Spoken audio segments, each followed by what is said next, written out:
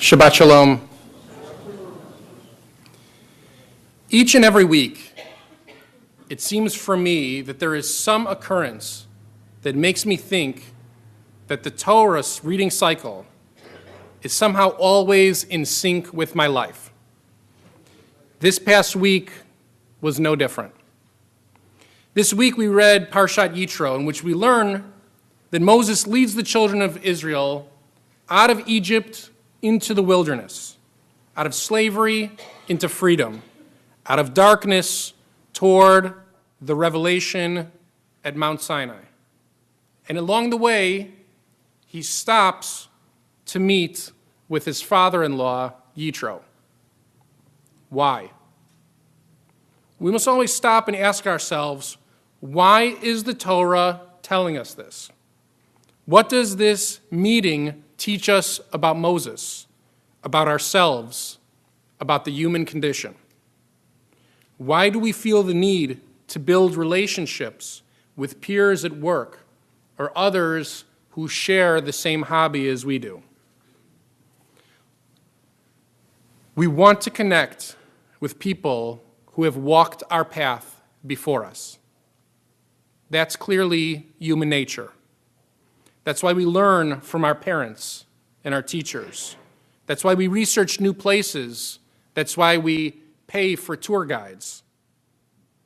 Because we know that whatever our journey, it's difficult to encounter new places and new experiences for the first time alone. And what about a leader like Moses, Moshe Rabbeinu, Moses, our rabbi, the first rabbi? What does he do? He has such a unique role for the Jewish people in world history. Whose advice does he seek? The wisdom of Yitro, another tribal leader whom he respects. I'm sure it's the same reason why CEOs of major Fortune 500 companies go on retreats together. It's the reason that presidents of the United States seek out one another for camaraderie. Usually that's the case. Rabbi Shlomo Ephraim Lunshitz, who lived from 1550 to 1619, was the rabbi of Prague, and he authored a commentary on the Torah called Kli Yakar, or the precious vessel. In it, he addresses the sentence in the Torah, Vayishma Yitro Chohen Midyan Choten Moshe et kol asher asa Elohim leMoshe Uli Yisrael Amo, ki hotzi Adonai et Yisrael miMitzrayim. And Yitro, the priest of Midian, Moses' father-in-law, listened to all that God did for Moses and for his people Israel when God took Israel out of Egypt. Rabbi Lunshitz tells us in his commentary that if we think that Moses just told Yitro about all the good that happened to Israel and all the bad that happened to Egypt, then we're mistaken. In fact, they discussed how Moses, with God's help, helped Israel flip its fortune through connection to God, and how Egypt's fortune flipped as well through connection to God. They didn't just discuss what happened. Moses and Yitro were discussing leadership strategies and their relationships with their peoples and their relationships with God. Sitting with others and connecting with them is so embedded in the human condition that we see Moses seek out such a connection. He wants to share his experiences. And I'm sure Moses, with the help of some Jewish advice, which normally comes in the form of a nudge or a push, in this case, probably from his wife Tzipporah, they thought his father-in-law to be worthy of such a conversation. This past week, I traveled into the valley to the Jewish Home for the Aging to visit Mort Shrag, who's recovering from hip replacement. And while I was sitting with Mort, he informed me that Rabbi Wallack, the longtime rabbi of Adat Shalom, was in a room nearby. I have to admit that when I started here, I was encouraged by some to get in touch with all of my predecessors. And others encouraged me to never speak with any of my predecessors.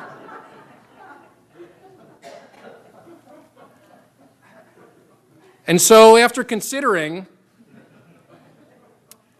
I believed I was offered a fresh start by the community, and I was presenting a moment of turning a new page to the community. And so I didn't reach out to any of my predecessors.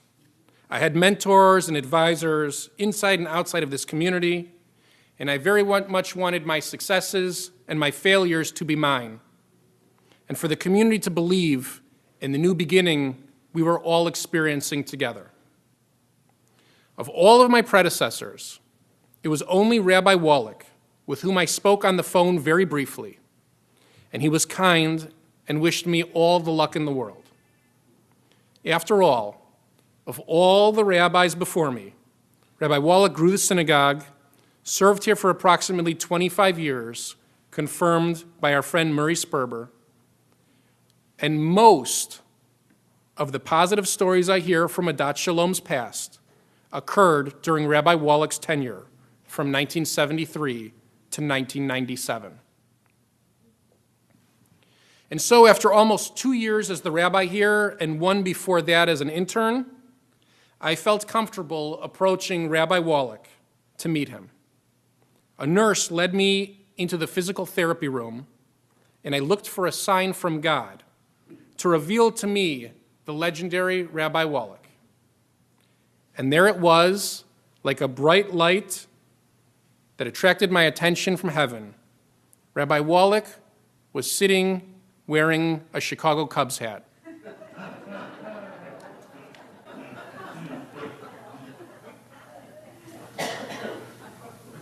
And so I approached him.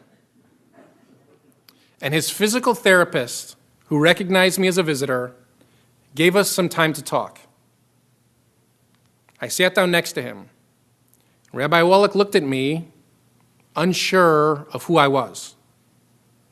I introduced myself as Nolan Lebovitz, the new, not-so-new rabbi of Adat Shalom. Immediately, a big smile grew on his face. We discussed the synagogue. We talked about how wonderful this community is. Quite honestly, it was very nice to hear another rabbi sound as positive and upbeat about Adat Shalom as I am. I could speak openly with him in a way that I can't with anybody else. We have sat behind the same proverbial desk. And in spite of the new sanctuary, we fundamentally have officiated from the same bima. As our conversation came to a close, in his wisdom and his compassion, he pointedly asked me if my wife and my children enjoy being at this shul. And in that moment, I recognized him as a rabbi's rabbi. Please don't misunderstand. I'm not comparing myself to Moses and Rabbi Wallack to Yitro. But suddenly in that moment, I felt like I couldn't believe I hadn't sat and shared with him before. And I asked him if we could go out for coffee after he gets out of rehab. And he immediately, gladly agreed. And all of this is thanks to Mort Schrag. Because sometimes people, even wise people, even leaders, need a nudge, the Jewish form of advice. And that's what Mort did for me. He not only guided me toward a mitzvah, he revealed to me another connection. So it should come of no surprise to us that Parshat Yitro includes the revelation of Mount Sinai, God giving all of us the Ten Commandments. Perhaps the message is that, like Moses, all connection, even our connection with the divine, has to begin with connecting with one another. Because the human spirit recognizes that we need to relate to one another. We must seek out like-minded people for guidance. We know that we benefit from teachers, even if it's a brief meeting with a retired peer who walked our same path many years before. As part of this Jewish family, it's our responsibility to help guide each other down the path of life, because our journey has not changed. From Rabbi Wallack's time to mine, from Moses' time to ours, we want to feel connection, and we need loving people to help us in the right direction. May each of us serve as one another's tour guide, always steering our community back to the Jewish values that guided us out of Egypt into the wilderness, toward a mountain where we all stood together and heard the voice of God. May we continue to hear God's voice through all of our gentle nudges. And let us all say, Amen.